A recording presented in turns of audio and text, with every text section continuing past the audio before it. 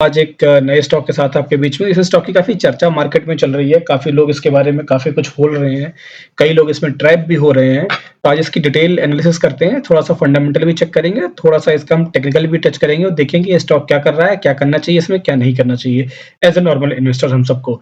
तो इसके थोड़ा-सा इंट्रोडक्शन दे दूँ। रिलायंस इंडस्ट्रीज़ स्टॉक है, अपने आप में आप जान सकते हैं कि बहुत बड़ा ब्रांड है इंडिया का, one of the largest brand है। ठीक है, टाटा के बाद। और इसको यदि आप देखेंगे तो ये पहले इसका जो मेजर डिपेंडेंसी थी इसकी पेट्रोलियम सेक्टर पे थी, बट रिसेंट डेज़ में लास्ट 7 टू 8 ईयर्स यदि हम देखें, उसने अपने आप अपनी डिपेंडेंसी इस कंपनी की रिटेल्स में काफ़ी मूव कर दी है। काफ़ी सारी चीज़ें, कई सारे नए बिज़नेसेस लॉन्च कर दिए हैं। अब इसका जो एक डिपेंडेंसी है पर्टिकुलर कंपनी की, वो अब पेट्रोलियम सेक्टर में नहीं रह गई है, बहुत सारी चीज़ों में डिपेंड कर गई है और इन फ्यूचर में वो बढ़ता ही जाएगा। ठीक है? तो ये इसका शॉर्ट इंट्रोडक्शन था। ठीक है, अब हम चलते हैं इसके फंडामेंटल में देखते हैं कि एक्चुअली ये स्टॉक कर क्या रहा है। और यदि हम फंडामेंटल पे आके देखते हैं, सबसे पहले फाइनेंशियली चेक करते हैं, एवरीथिंग इज फाइनेंशियल। तो यदि हम फाइनेंशियल चेक करें तो एक फाइनेंशियल हम देखेंगे, ओवरऑल अच्छा ही ग्रोथ है। ठीक है, 2-3 सालों में, 4 सालों में अच्छी ग्रोथ दे रहा है। अब भी 8.5 के आसपास इसका टोटल रेवेन्यू बैठा हुआ है, जो कि लग रहा है कि अराउंड 9 के आसपास क्लोज करेगा जब इस क्वार्टर का बैलेंस शीट अपडेट होगी। नेट इनकम भी उसी रेशियो में बढ़ रहा है, बहुत तेजी से बढ़ रहा है और मुझे लग रहा है कि 65,000 के समथिंग के अपना प्रॉफिट मार्जिन, इस नेट प्रॉफिट जो है अपनी, ये नेट इनकम जो बोल सॉरी, वो उसको क्लोज करेगा, जो कि एक अच्छी ग्रोथ है। यदि इस रिपोर्ट्स हम देखें तो भी आपको दिख जाएगा कि ये स्टॉक काफी अच्छा कर रहा है, 17.94 का ग्रोथ कर रहा है, जबकि इंडस्ट्री की एवरेज 13.26 है। लास्ट 5 साल में देखें तो इसने मार्केट को increase from 27 to 33% market share capture किया है। इंडस्ट्री की इनकम देखें तो इस पूरी इंडस्ट्री की नेट इनकम इज 8.9% से ग्रो हो रही है, बट ये है 15.21। तो एक अच्छा है, पूरे सेक्टर को बीट कर रहा है, ये अकेला इकलौता स्टॉक, तो ये एक अच्छा स्टॉक है, अच्छा कर रहा है। एफआईआईज का भी काफी इसमें बड़ा बड़ा भरोसा है, बड़े बड़े म्यूचुअल फंड ने इसमें पैसा लगाया हुआ है। आप देखेंगे 23%, थोड़ा सा कम हुआ है, but it again is gonna increase. बड़े बड़े म्यूचुअल फंड्स हो गए, आईसीआईसीआई, मेरा asset, Kotak, HDFC, everybody is invested in this stock. Overall fundamentally this stock looks good, अच्छा कर रहा है, अच्छा प्रॉफिट जनरेट कर रहा है, अच्छे अच्छे बिजनेस में एंट्री ले रहा है, अच्छे सेगमेंट्स में कर रहा है, अच्छे अच्छी अच्छी कंपनीज को एक्वायर भी कर रहा है। जैसे रिलायंस ने रिसेंटली हेमलेस को एक्वायर किया, रिलायंस ने रिसेंटली एक एक लाइक एक वो क्या बोलते हैं, एक जो ड्रोन्स होते हैं, ड्रोन बिजनेस, एक रोबोटिक ड्रोन्स बिजनेस होता है, उसकी एक बहुत बड़ी कंपनी है, उसको भी इन्होंने एक्वायर किया है। 51% स्टेक उसमें इन्होंने परचेस कर लिया है। तो फ्यूचरिस्टिक थॉट है इनकी, फ्यूचरिस्टिक बिजनेस पे ये इन्वेस्ट कर रहे हैं। इन्होंने रिसेंटली 4-5 सालों में बहुत सारे, Reliance Jewels to Reliance Electrics to Reliance Fresh to Reliance what not, everything, they are in everything, in all the business, retail के जितने भी बिजनेस होते हैं सब में आ रहे हैं। और ये दिखा रहा है कि जो इनकी इनकी मैनेजमेंट है वो बहुत लंबी लंबी दूरी का गेम प्लान कर रही है। तो ये इसका ओवरऑल फंडामेंटल था। हम काइट पे चलते हैं। ठीक है, काइट पे चल के इसको हम एक्चुअली समझने का प्रयास करेंगे कि ये स्टॉक अभी क्या कर रहा है, हमको क्या। हम काइट पे आ गए हैं, हमने ऑलरेडी रिलायंस का स्टॉक यहाँ लोड करके रखा हुआ है। ठीक है, यदि आप देखें, और रिलायंस का स्टॉक में जैसे यूजुअल मैं यूज करता हूँ, 152 मूविंग एवरेज मैंने यहाँ पे लगाई हुई है। और यदि आप देखें इस स्टॉक का, तो इस स्टॉक का अपना स्टॉक तकरीबन 2020 सितंबर 2020 का जो प्राइस रेंज है ना, उसके आसपास ही आज ट्रेड कर रहा है। मैं कुछ लाइंस यहाँ पे ड्रॉ करूंगा, जो लाइंस आपको इस स्टॉक का नेचर बताने का प्रयास करेंगी। एक एक सॉरी, एक मिनट, अच्छा रुकिए, मैं ये लाइंस हटा देता हूँ, पहले मैंने ड्रॉ की हुई थी, लेकिन आप लोगों के सामने ड्रॉ करूंगा, इट विल बी गुड। तो ये देखिए, मैं कुछ लाइन ड्रॉ कर रहा हूँ। पहली लाइन में ड्रॉ कर रहा हूँ यहाँ पे। ठीक है, इसको थोड़ा सा इसको सेलेक्ट करके मैं इसको ठीक कर देता हूँ, so that it will be easy to see. दूसरी लाइन में मैं ड्रॉ करूंगा ये राइस रेंज में।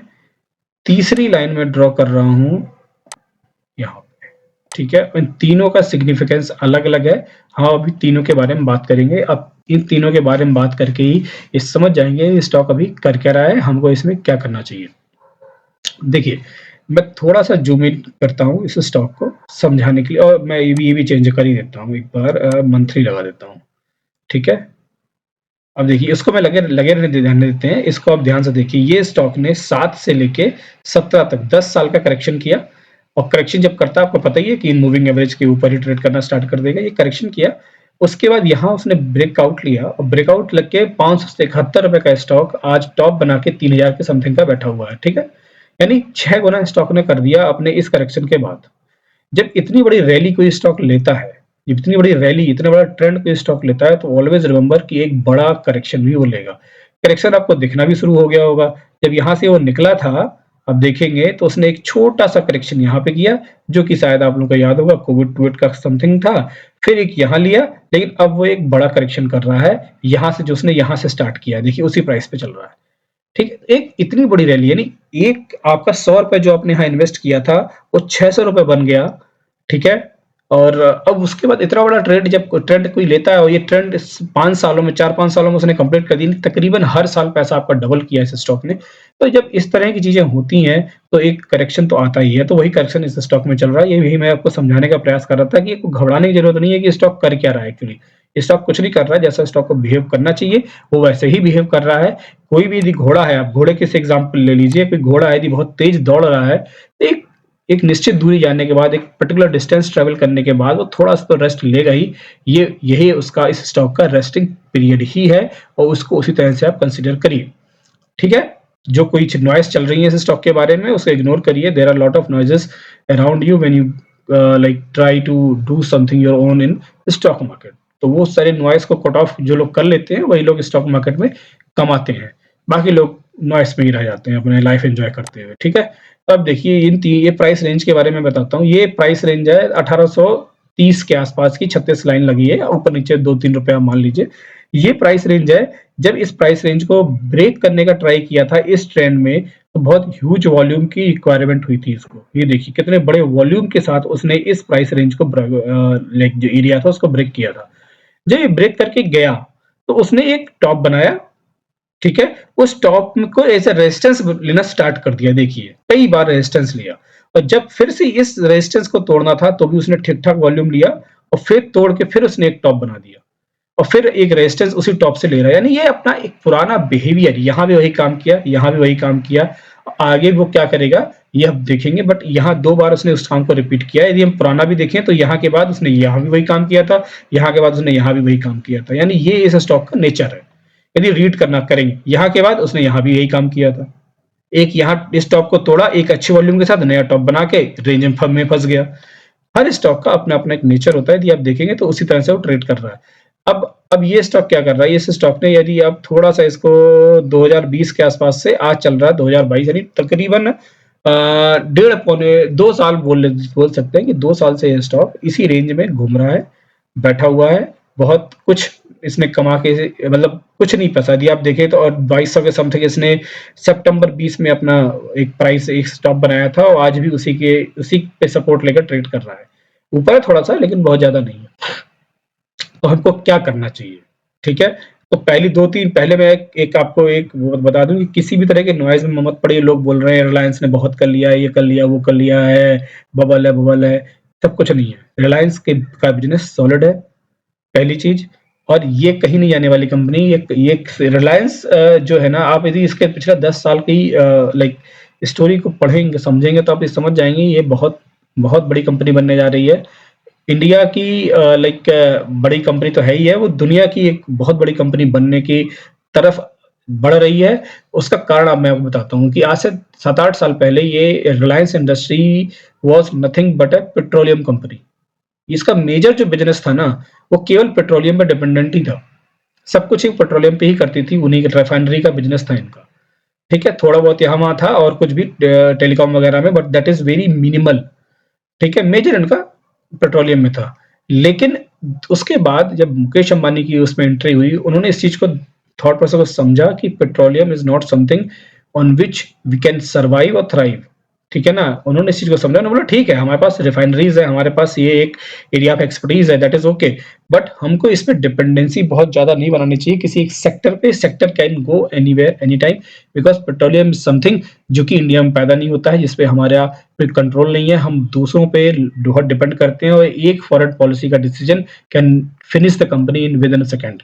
ठीक है? उन्होंने इस चीज़ को समझ लिया और उन्होंने ये प्लान किया कि हमको ये डिपेंडेंसी जो है ना, पेट्रोलियम से हटा के एक डाइवर्सिफिकेशन करना है, सो दैट हमारा पेट्रोलियम जैसे ग्रो कर रहा है वैसे ग्रो करता रहे, वैसा करता रहेगा, बट ऐसा नहीं होना चाहिए कि यदि वो सेक्टर हमारा थोड़ा डाउन हो गया तो पूरी कंपनी ही डाउन होना स्टार्ट होगी, वो नहीं होना चाहिए। हमारा डिपेंडेंसी इतना डाइवर्सिफाई होनी चाहिए कि कुछ इधर-उधर होता भी है तो कोई भी हमको फ़र्क ना पड़े। यही रीज़न था कि उसके बाद इन्होंने इतने सारे सेगमेंट्स प्लान कर लिए, from jewellery to electronics to like Ajio to Jio, क्या नहीं किया। मतलब इतनी सारी कंपनी की गिनाना ही मुश्किल है। हेमलेस स्पाइस पे भी आ गए, अब वो ड्रोन्स में भी आ गए हैं, डिफेंस में भी उन्होंने जॉइन कर लिया है। Now they are planning to like for aircraft business, जो फाइटर एयरक्राफ्ट होते हैं उनका दसों से बात चल रही है।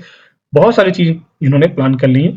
जो सेगमेंट आज से 5-8 साल पहले जो एक एलियन सब्जेक्ट था इस पर्टिकुलर कंपनी के लिए, उस पे भी आज कंपनी बिड कर रही है, काम करने का प्रयास कर रही है और बहुत अच्छा पैसा इंजेक्ट कर रही है, और बहुत अच्छा पैसा बना उसमें लगा रही है। अभी कमा तो नहीं लेकिन लगा रही है आगे कमाने के लिए। तो बिजनेस ऐसे ही होता है। तो ये था, मैंने थोड़ा-सा आपको बताया कि जो लोग ये बोलते हैं कि कंपनी में बबल है, ये बबल है, बबल कुछ नहीं, बहुत सॉलिड थॉट प्रोसेस से कंपनी आगे बढ़ रही है। आप ये बात को नोट कर लीजिए, सेव कर लीजिए, ये बहुत बड़ी कंपनी बनने वाली है और बहुत पैसा बना के देने वाली है। ये कुछ भी नहीं है, जैसे स्टॉक जिस लेवल पे है, ये स्टॉक इस लेवल से जंप कभी भी कर सकता है। इस स्टॉक का कोई भरोसा नहीं होता है। अब करना क्या चाहिए इस स्टॉक पे? देखिए, इसमें 2 तरह के मेरे आपको सजेशंस होंगे। पहला सजेशन जो पुराने इन्वेस्टर्स हैं। पुराने इन्वेस्टर से कहने का मतलब है जिन्होंने इस लेवल पे लिया हुआ है, यहाँ पे लिया हुआ है, जिन्होंने यहाँ पे लिया हुआ है, यानी 1000 के लेवल पे लिया है, किसी ने 700 के लेवल पे लिया है, किसी ने इस डिप पे यहाँ पे ले लिया होगा, 1500 के लेवल पे लिया। जो पहले से इस लेवल्स पे इन्वेस्टेड हैं, कहीं यहाँ वहीं, जहाँ आज भी 25 से 30%, 40% का प्रॉफिट या मार्जिन आज भी उनके पास है, प्रॉफिट दिख रहा है उनको, या 100% का दिख रहा है, वो कीप ऑन इन्वेस्टिंग, अपने इन्वेस्टमेंट को कंटिन्यू रख सकते हैं। थोड़ा बहुत पैसा लगा के उसको एवरेज आउट भी कर सकते हैं। उनके लिए रिकमेंडेड है कि वो कर सकते हैं, क्योंकि ये स्टॉक फ्यूचर में एक अच्छी ग्रोथ के साथ जाने वाला है, अच्छा ग्रोथ भी करेगा। तो इसमें कोई डाउट नहीं है, कोई क्वेश्चन नहीं है। इंडियन इकोनॉमी भी ग्रो करेगी तो ये स्टॉक भी ग्रो करेगा। ठीक है? ये तो हुआ पहला पार्ट। दूसरा होता है, जो मेजर पार्ट होता है, वो है नए इन्वेस्टर्स या रिटेल इन्वेस्टर्स। रिटेल तो सारे मतलब नए इन्वेस्टर्स। तो नए इन्वेस्टर्स को मेरी सलाह है कि अभी इस स्टॉक से आप दूर रहिए। ये स्टॉक अभी इस सिचुएशन में नहीं है कि आप इसमें कोई भी पोजीशन बनाएं। इस स्टॉक में इवेंट इवेंट मैं जो बोल रहा हूँ, ब्रेकआउट की बात करता हूँ। जब ब्रेकआउट आएगा तब आप घुसिए। ब्रेकआउट आने के पहले मैं ट्राई करूंगा कि मैं आप लोगों को इसी तरह से एक वीडियो बना के इन्फॉर्म कर दूं। बट अभी ये ब्रेकआउट का टाइम नहीं है। अभी आप पैसे लगाएंगे तो एक रेंज में फंस जाएगा। सोच हो सकता है कि 5% ऊपर जाए, फिर 10% नीचे आए, 2% ऊपर जाए, 1% नीचे आए। Anything can happen in that range. आप उसको कुछ नहीं, उसको प्रेडिक्ट करना मार्केट में किसी की बस की बात नहीं है। ठीक है? जो बोलता है कि मैं ये प्रेडिक्शन कर सकता हूँ, वो मतलब या तो खुद बेवकूफ है या दूसरों को बेवकूफ बना रहा है। मार्केट को कोई प्रेडिक्ट नहीं कर सकता, आप गैस कर सकते हो। तो उसके हिसाब से यदि आप देखें तो इतनी छोटी रेंज में आप पैसा लगाने का कोई मतलब नहीं है। आप रुकिए, इवेंट आने का वेट करिए। इवेंट जिस दिन आएगा आप लोग को आपको खुद ही पता चल जाएगा। नहीं तो मैं मतलब डालने का प्रयास करूंगा, आप लोगों को बता दूंगा कि भाई ये एक मौका है कि इस प्राइस रेंज में आप अपनी पोजीशन बनाइए और एक अच्छी जर्नी को एंजॉय करिए। अभी लगाने पे फंस जाएंगे तो यही ये है। आज चूंकि इस स्टॉक की बहुत चर्चा चल रही थी, टीवी पे भी मैंने इस स्टॉक को सुना, कई सारे लोग बोल रहे थे, तो मुझे लगा कि भाई बहुत सारे लोगों से गलतियां हो जाती हैं। आप खुद सोचिए, जिसने इस लेवल में पैसा लगा दिया होगा, इस जर्नी को देख के, इस रेजिस्टेंस को लेने के बाद भी जिसने यहाँ पैसा लगा दिया होगा, वो उसका उस बेचारे के दिल पे क्या बीत रहा होगा? बताइए। 2 साल से उसका पैसा उसका वहीं का वहीं अटका हुआ है। मतलब हर 3 महीने बाद स्टॉक उसी लेवल पे आके बैठ जाता है। उसे क्या मिला? 2 साल में तो उससे अच्छा तो बैंक उसको देके चला जाता। तो ये यही लेकिन अब उससे पूछिए जिसने यहाँ पैसा लगाया होगा, उसको तो दुनिया का सब कुछ देके देके चला गया स्टॉक। तो everything depends on the timing. ऐसा नहीं है जो ये बोलते हैं कि टाइमिंग इंपॉर्टेंट नहीं होती है, बहुत टाइम मतलब वो है कि कितने टाइम तक इन्वेस्ट रखते हो, कितना लंबा टाइम इन्वेंट। ये कभी स्टॉक मार्केट आपसे नहीं बोलता कि आप लंबे टाइम तक इन्वेस्ट करिए, मैं आपको प्रीमियम बना के दे दूंगा। नहीं, सही टाइम पे इन्वेस्ट करिए, पेशेंस के साथ इन्वेस्ट करिए, तब आपको प्रीमियम बना के देगा। है ना? तो टाइमिंग इज वेरी इंपॉर्टेंट। तो इस चीज को गांठ बांध के रखिए और टाइमिंग हो तभी इन्वेस्ट करिए। अभी ये टाइमिंग नहीं आया है। तो बस उसी नॉइस को कट ऑफ करने के लिए मैंने सोचा आप लोगों को बता देता हूँ। और ये थी आज की इन्फॉर्मेशन दोस्तों। Thank you. इस तरह की इंटरेस्टिंग फाइनेंशियल अपडेट्स के लिए या स्टॉक के अपडेट्स के लिए, म्यूचुअल फंड के अपडेट्स के लिए आप मेरे ट्विटर हैंडल फिनवेस्टिंग एके को भी फॉलो कर सकते हैं। मैं इस पे भी कुछ-कुछ डालता रहता हूँ, ठीक है?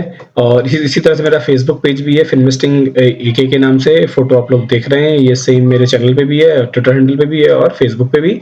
इसको भी आप लोग फॉलो कर सकते हैं, इसको भी ट्रैक कर सकते हैं। ये आप लोगों की काफ़ी मदद करेगी चीज़ों को अपडेट जल्दी से जल्दी आप तक।